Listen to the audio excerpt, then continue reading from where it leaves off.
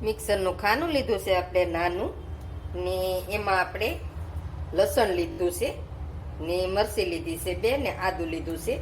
તો એ બધી વસ્તુ આપણે પેલી આમાં નાખી દેવાની છે. હવે આપણે લીલા વટાણા લીધા છે, તો એ આમાં નાખી દેવાના છે. હવે આપણે લીંબુ લીધું છે, તો એક ફાડું આપણે લીંબુનું લીધું છે, તો એ આપણે આમાં નીસવી દેવાનું છે આ રીતે. થોડુંક મીઠું નાખવાનું છે આપણે એમાં, ને હવે આપણે એને પીસી લેવાનું છે. તો આમાં પાણી આપણે નથી નાખવાનું, આ રીતે જ પીસવાનું છે. તો હાલો આપણે આને પીસી લઈએ. તો હવે આપણે પીસાઈ ગયું છે. તો જો બંધ ચાલુ કરતું જવાનું છે આપણે મિક્સર, ને એ રીતે પીસવાનું છે. તો આ રીતે આપણે પીસી લીધું છે. તો હાલો હવે આપણે બીજી તૈયારી કરીએ. હવે આપણે બાઉલ લીધું છે, તો બાઉલમાં આપણે આ બધું પીસું છે આપણે વટાણા ને એ બધું, તો એમાં નાખી દેવાનું છે આ રીતે. હવે આ બધું આપણે આમાં લઈ લીધું છે. તો હવે આપણે આ એક મૂળો ખમણી લીધો છે, તો એ આપણે આમાં નાખી દેવાનું છે. તો મૂળાને આપણે ધોઈને એની સાલ પાડી ને આપણે ખમણી લીધો છે, તો એ આમાં નાખી દેવાનો છે. હવે આપણે એક ડુંગળી લીધી છે, તો નાની ડુંગળી લીધી હતી, તો એને આપણે ઝીણી ઝીણી કટ કરી લીધી છે, તો એ આમાં નાખવાની છે. હવે આપણે આમાં મસાલા કરવાના છે. તો મસાલામાં આપણે લાલ મરચું લીધું છે. તો મરચું તમારે નાખવું હોય તો છૂટી ન નાખવું હોય તો કાંઈ નહીં, કેમ કે આપણે મરચી નાખી છે એટલે નો મરચું નાખવું હોય તો વાંધો નહીં. તો 1 ચમચી આપણે ધાણા જીરુંનો ભૂકો લીધો છે. 1 ચમચી આપણે હિંગ લીધી છે. 1 ચમચી આપણે હળદર લીધી છે. થોડુંક આપણે આખું જીરું લીધું છે. તો થોડુંક હજી આપણે મીઠું નાખવાનું છે, કેમ કે આપણે મીઠું ઓલામાં નાખ્યું છે પણ ઓછું થાય એટલે આપણે થોડુંક મીઠું પાછું નાખવાનું છે આમાં. થોડાક આપણે અજમા લીધા છે, તો અજમાને આપણે આ રીતે ક્રશ કરીને નાખવાના છે. જો તમે, તો એનો સ્વાદ બહુ સારો આવે. તો હવે આપણે થોડા તલ લીધા છે, તો એ નાખવાના છે. હવે આપણે મૂળાના પાન લીધા છે, તો એને આપણે ધોઈને કટિંગ કરી લીધા છે. ને આ આપણે મેથી લીધી છે, તો એ આપણે ઝીણી ઝીણી કટિંગ કરી છે.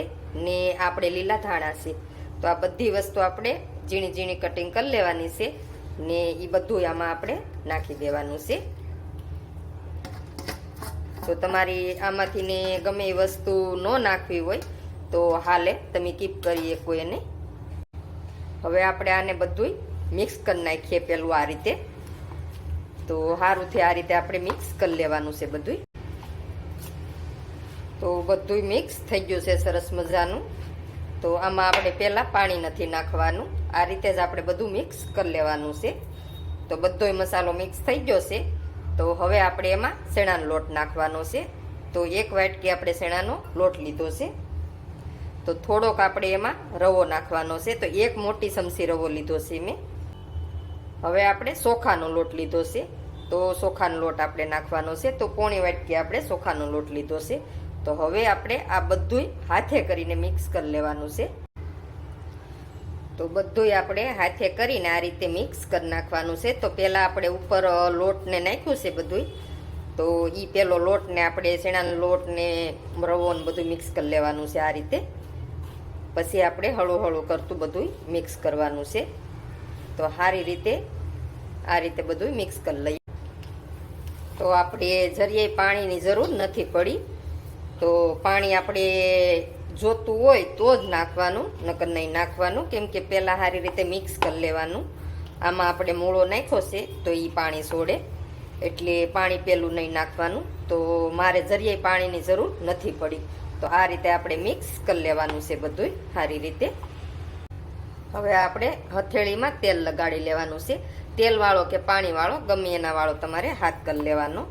ને હવે આપણે આ રીતે થોડું થોડું લઈ લેવાનું છે. તો તમારે ગમે એ આકારમાં તમારે બનાવવી હોય એ રીતે તમે બનાવી શકો. તો આ રીતે આજ આપણે બનાવવાના છે. તો આ રીતે આપણે બધાય બનાવી લઈએ.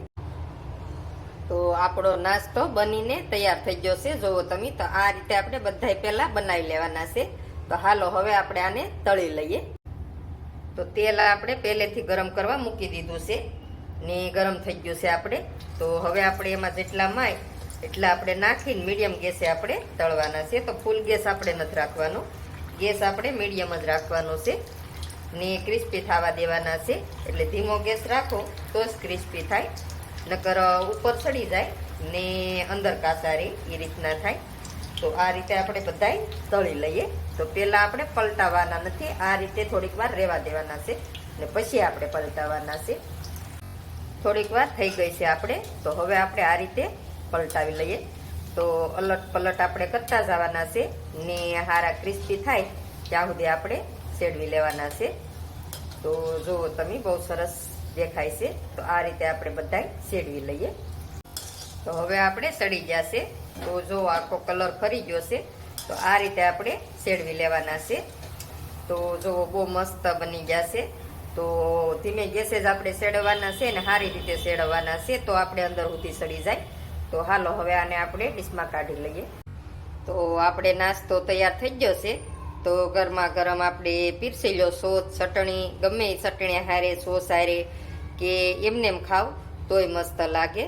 તો જો તમે, બહુ સરસ બની જશે ને આ રીતે ગમે એ ચટણી હારે કે સોસ હારે તમે ટ્રાય મારો, બહુ મસ્ત લાગશે.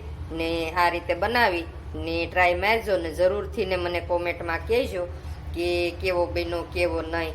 ને મારા વિડીયા ગમતા હોય તો લાઈક, શેર ને સબસ્ક્રાઈબ કરવાનું નહીં ભૂલતા.